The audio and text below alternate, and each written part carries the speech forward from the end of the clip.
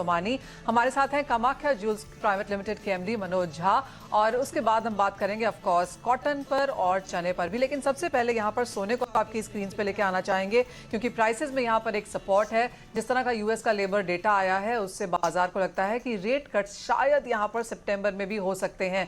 तो ये तो एक चीज बाजार देख ही रहा है, लेकिन साथ साथ अक्षय तृतीया पे भी जो भी बड़े बड़े ज्वेलर्स के इनिशियल रिस्पॉन्सेज हमें आए हैं सीएनबीसी को, उनसे माना यही जा रहा है कि अच्छी खासी खरीदारी इस बार यहाँ पर सोने की ज्वेलरी की हुई है। नमस्कार मनोज जी, और आपसे पहले जानना चाहेंगे कि आपकी अक्षय तृतीया कैसी रही? मनीषा जी, और ठीक रही, ओवरऑल ठीक ही रही अक्षय तृतीया। और मेरे ऐसा सोच है कि अक्रॉस द कंट्री में अक्षय तृतीया के मिक्स रिस्पॉन्स रहा। 30% माइनस से लेके 10% प्लस तक रहा।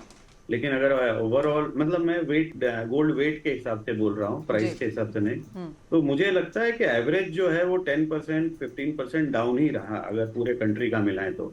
साउथ में थोड़ा बेटर हुआ है, तमिलनाडु एंड ऑल में। लेकिन अगर आप महाराष्ट्र लो या आप इधर नॉर्थ ईस्ट में लो, उन सब जगहों पे भले कम होता है नॉर्थ ईस्ट वगैरह में, लेकिन पिछले साल से 30% उन लोगों पे डाउन रहा। कुछ ऐसे प्लेयर्स हैं जिन्होंने बताया कि 10% 20% का अप रहा, लेकिन overall I think so it's 10-15% down from the last year. और मनोज जी, जैसे आपने कहा ये in the sense of volume है, लेकिन in sense of values of course यहाँ पर पॉजिटिव है सबकी तरफ से। जी जी जी जी।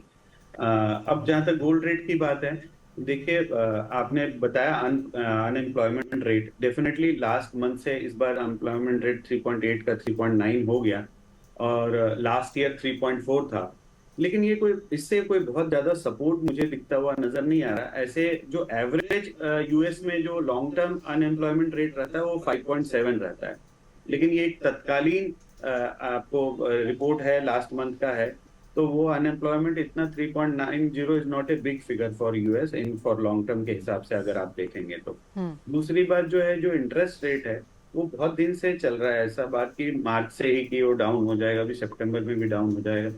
लेकिन अगर वो डाउन भी होगा तो स्लोली ग्रेजुअली होगा, 0.25 करके होगा।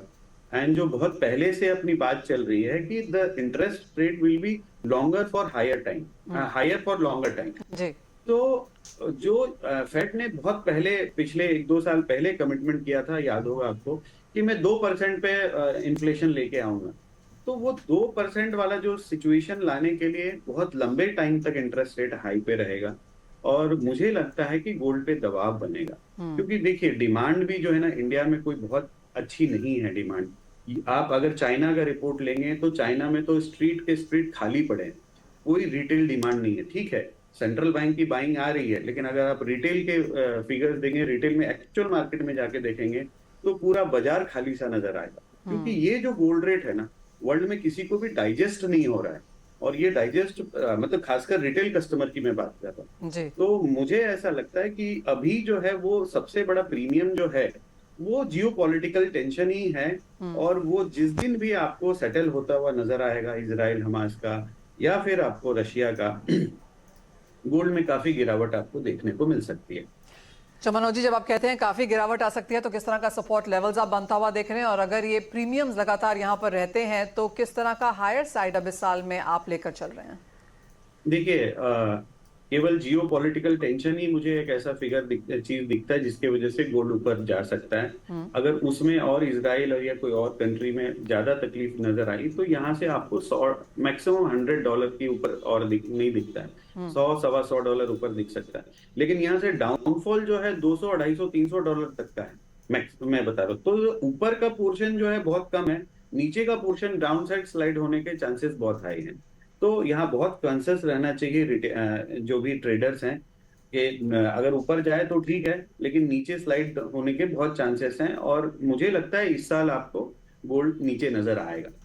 ओके, तो मनोज जी, आप कह रहे हैं साल का हाई बन चुका है, या फिर जैसे आपने कहा यहाँ से $100-150 और तेजी देखने को मिल सकती है, तो वो बाकी है? हाँ, वो बाकी है। 100-150 कोई भी ऐसा, क्योंकि कोई भी रीजन बड़ा दिखेगा तो एक न्यू हाई बना सकता है गोल्ड, लेकिन वो सस्टेन नहीं करेगा लॉन्ग टर्म। जिस दिन भी ये जियो पॉलिटिकल टेंशन कम होगा, एटलीस्ट $2200 तो आपको नीचे गोल्ड आराम से दिखाएगा, और तब ये साइडवेज जाके सेटल डाउन होना शुरू होगा। फिर मार्केट जिस प्राइस पे उसको एक्सेप्ट करेगा। हाँ एक्सेप्ट करेगा, वो प्राइस आप चाहे वो 2100 हो 2200 हो, लेकिन उसके आसपास ही करेगा। मुझे 2400 2500 ये सब 2600 ये सब फिगर्स आते हैं, वो मुझे कहीं भी नहीं दिख रहा है। जिस दिन जियो पॉलिटिकल टेंशन कम होगा, आप याद रखना मनीषा जी, गोल्ड आपको काफी नीचे दिखेगा। यूएस फेड रेट से बहुत ज्यादा फर्क नहीं आने वाला है, मार्केट उसको हर तरीके से डिस्काउंट कर चुका है। और अगर कम भी होगा तो अभी 2025 में भी 3 बार कम होंगे तो भी बहुत ज्यादा हाई रेट है। आज भी आप देखो 5.25 टू 5.5% यूएस के लिए बहुत बड़ा फिगर है। और ये इंटरेस्ट रेट अगर अगला अगला 1.5 साल तो रहने ही वाला, आप समझो 25-25 करके भी 3-4 बार कम होगा तो 4 पे आ जाएगा, 3.5 पे आ जाएगा, तो भी तो बहुत बड़ा इंटरेस्ट रेट का, तो लोग पैसा, हाँ लोग पैसा वहीं डालेंगे। तो 2200 तक का डॉलर का तो नीचे आने की मुझे पूरी आशंका है। जब भी गोल्ड में कोई ऐसा न्यूज आएगा, खासकर सेटल डाउन होता हुआ जियो पॉलिटिकल टेंशन, $2200 के आसपास जरूर दिखेगा।